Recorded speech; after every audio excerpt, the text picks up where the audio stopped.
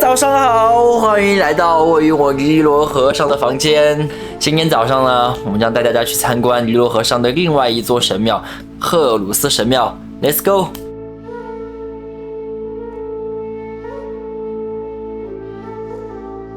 快到开门时间了，现在所有人都在排队买票，一堆人在后面插队的。导游他们也需要买票，然后他们不是人过来插队，直接就把钱一打扔到一个人面前，然后让他帮他买票，然后一个人给钱，后面人开始吵，然后他们就在这里不断的吵了好几场了。我在这，不过我是不管，我是第一个看，同志们，我终于进来了哈，后面一群人。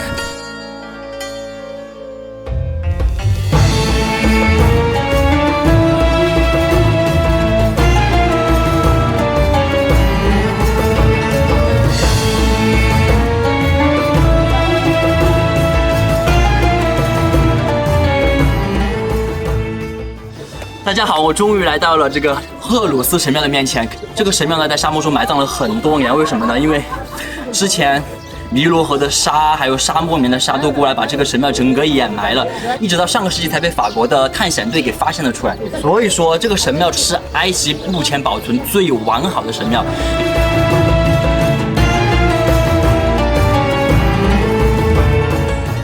真的是非常的壮观啊！这些柱子的高度。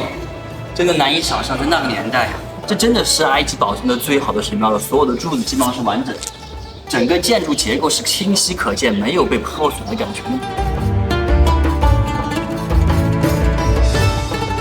这个神庙真的挺大的，而且还可以上楼。整个这个楼梯的两侧都是画满了壁画。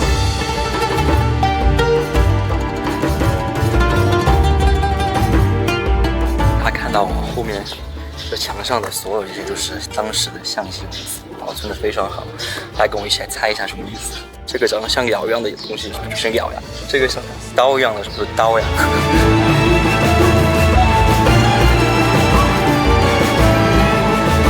这个最神圣的地方其实很大一堵墙，是墙中墙，然后游客是从不是游客，当时普通老百姓就只能在这周围这样转一圈围观哈，是不能进到我现在进的这个地方了。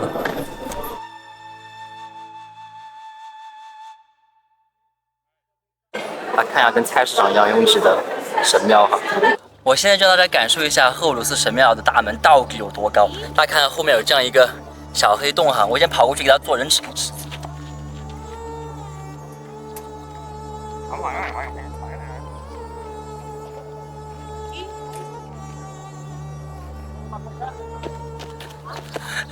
现在大家知道这个门到底有多高了吧？真是多亏当年的沙漠把整个这个神庙给掩埋了，不然的话神庙一定不可能保护得这么好。它修建于公元前200-300年的样子吧，好像2000多年的历史。他们邀请我一起拍照片。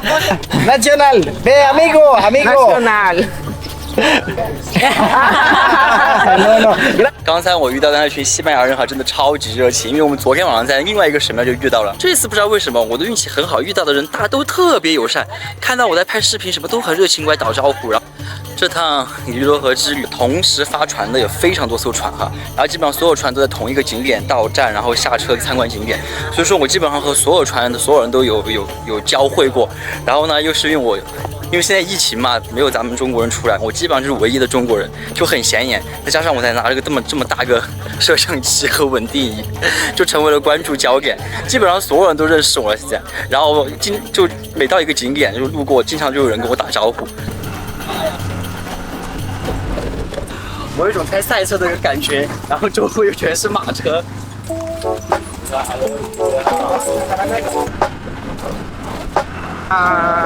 Francisco. You told me 20. Mustafa. Nice.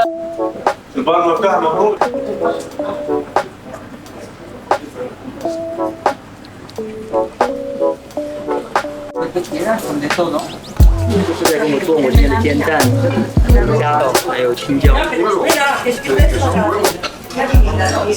太好笑了！刚才有个大叔冲过来说：“你不可以坐这里，你不能在这里吃饭。”我当时都，然后我说：“我凭什么不能在这里吃？”然后他又不会说英语，他把他们导游叫过来，然后说，你不能坐这里，这地方是有规定位置的，每个人坐自己的位置。我说什么鬼？这是个酒店的餐厅，自助餐，我想坐哪坐哪，哪来的什么鬼东西，还不能坐这儿的？说你必须换座位。我说我换什么换？我先来的，我坐在这儿，我早饭没吃完，我怎么可能座位？我必须把饭吃完。这什么态度？就莫名其妙，而且态度特别糟糕。如果你好好的过来跟我好好说话，说不好意思，先生请，就是这个位置我们固定的，你能换一个座位，我可以没问题，我可以接受。走过来就对我很凶的说，你不可以坐这里，你走开。他们自己和酒店没有协商好的问题，不可能让我一个顾客来承担，是吧？还说让我去找前台，我有病啊！我又不是服务员，我来吃饭的，我吃我的饭，我干嘛去前台是吧？ I can't accept it, and I already beginning my breakfast. I just can't change my place for someone, and nobody told me they have a place for each one. And if this way, I don't know which is my place. I don't know which is my table. I don't have table. Why others have table and I don't have table? If their friends, it's very offensive. Just come to me. Leave. It's not your place. You can't eat in here. I'm sorry. Nobody want. I can't accept someone speaking like that. If you have these rules, you have to tell everybody when we get in board. But nobody told me this, so I can't understand. You know why I'm very angry? I know, but you have told me before. So if you told me before, you don't have this situation today. 这个就是旁边这个大叔就非常不礼貌的对我说话，那大叔那是非常过分。他们这一家人就是很没素质的那种人。刚才他们酒店的经理和餐厅的经理都过来跟我道歉，然后来跟我解释这个事情。的确是你有规矩在，如果你提前告诉我，我一定会遵守。问题是从我来昨天到现在已经1天时间，从来没有任何人能告诉我吃饭的时候你有固定的位置。我真的最好笑的还是就是我跟他们吵完之后，旁边还有几个船上面基本上都是西班牙人哈，另外有的团西班牙人过来了，居然跟我竖大拇指说你做得很好，我都没搞懂为什么，他们是之前互相有仇恨吗？还是什么原因？船上哈遇到了我在刚落地的时候买签证的时候，让我前面排队的2个美国大哥，遇到了我坐卧铺火车的时候同一个车厢的西班牙大哥，然后还遇到了2个跟我住同一个在阿斯旺的青旅的2个小姐姐，然后现在又遇到了2个跟我同样从凡尔赛过来的2个法国大哥。On est tout petit, hein. J'ai trouvé 2,78 hein, sur ce bateau. De Versailles, sur les limites. Pas demandé, vous appelez comment d'ailleurs? Fabien? John. On fait quoi? On fait quoi? On va le sort. 早上出门这么早哈，现在参观完神庙回来，早饭也吃完了，现在才10点钟，准备躺在床上看看河边的风景。哦，时间过得太快了，今天晚上就是我在船上最后一晚，完全不想走呀。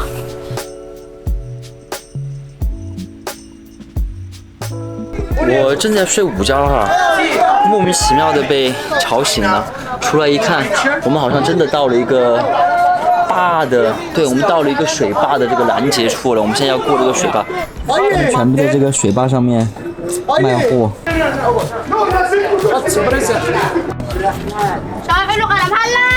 我估计整个船的人大家都已经被他们弄烦了，这来了几波之后啊，就可能大家都不开窗户了。我不知道整个船主要是西班牙人疯狂说西班牙语，在叫他们朋友啊朋友，但是现在已经没有人理他们了。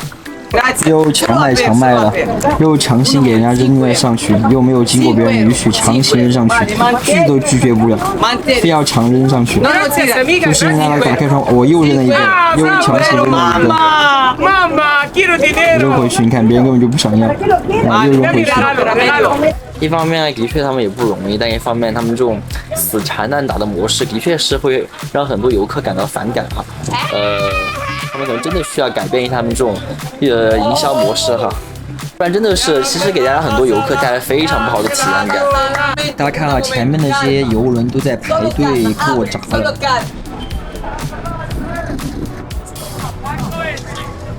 这个水闸的目的哈，就真的只是为了过这个桥哈。这个桥的高度，就是现在前面这座桥挡住了我们，加大放水速度了上。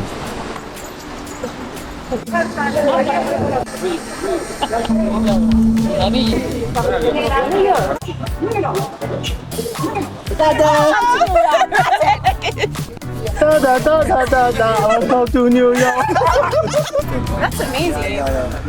就美国小姐姐还要唱中文歌，厉害，太厉害了。算在我的想象的脑海里。I'm sorry, cause I get this.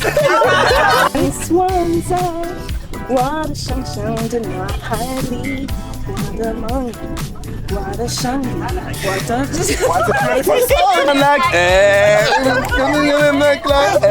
Okay, brother, cousin. $1.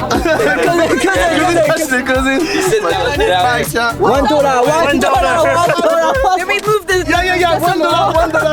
And when you take $50, what?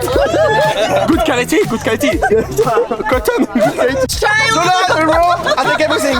Dollar, euro. 既然我现在就在尼罗河上哈，就给大家聊一聊尼罗河这条河呢，它有2个发源地，一个发源地呢是位于非洲中南部的维多利亚湖，它的另一个源头呢是埃塞俄比亚高原。这一条呢叫做青尼罗河，青尼罗和白尼罗河汇合之后呢，他们才知道真正的尼罗河。这一段呢一共有3000公里，一直注入地中海。尼罗河的这个主要水量啊，其实是来自于这个白尼罗河，因为白尼罗河的水量供应是比较稳定的，维多利亚湖非常大，而青尼罗河呢，它供水量呢不太稳定，它是在每年湿季的时候会大量降水，因为在埃塞俄比亚高原的话会大量降水，会提供80%的这个流量。但是如果是旱季的时候，它就只能提供20%流量了，所以它左右一个主要的支流。但正是因为这个埃塞俄比亚这个降雨量的不稳定哈，就导致这个尼罗河下游这个洪水泛滥。青白尼罗河汇合之后，后面这一段路呢就比较恼火了，因为它主要都是在沙漠中这一段，所以说基本没有降雨，然后热量非常大，所以说这个水还蒸发的比较多，所以导致这个下游的水量会越来越少。和上游和别的很多大量的主要的河流不太一样啊，因为一般的河流越往下走水量越多，因为有各种的径流、各种的小溪会汇入其中。但是尼罗河是恰恰相反的，越往下走的话，它水流量越来越低。也正是尼罗河呢带来了这个古老的埃及文明，所以呢，埃及人呢也充分利用这个尼罗河哈，在整个尼罗河周围，他们挖了非常多的水渠，把这个尼罗河水引入到周围的沙漠中去，把整个沙漠变来就是可以绿化、可以种植，变成耕地。所以说，大家如果看地图，发现整个埃及都是个沙漠，只有沿着尼罗河周围会发现变成一片片的绿色，变成个耕地，也就是通过他们挖的这些水渠，才可以让他们进行灌溉这些耕地。尼罗河水呢，在过了开罗之后，它就分成了非常多条分支，这样呢就形成了这个尼罗河上最有名的黄金三角洲。这个三角洲呢，就是埃及的最大的农业种植地了。作为世界上最长的河流，它流过了非洲非常多的国家。大家也知道，这个水资源是这个人类文明发展最重要的资源之一，尤其是在非洲这种国家，水资源就显得尤为重要。古期人类文明历史中，尼罗河并没有引起太大的问题，因为毕竟那个时候人类的力量并不足以控制大自然，所以说那个时候在尼罗河上，大家都比较正常的使用这个尼罗河的河水。但是呢，到近现代以来，从上个世纪开始，由于这个人类科技发达、工业发达，咱们可以建水坝了，可以控制水了。那时候呢，就出现了非常大的危机，也就诞生了这个尼罗河争端。这主要讲的就是在尼罗河沿岸这些国家对于这个水资源控制的争端。尼罗河水的归属权是成为了这几个国家的争议的主要原因之一哈。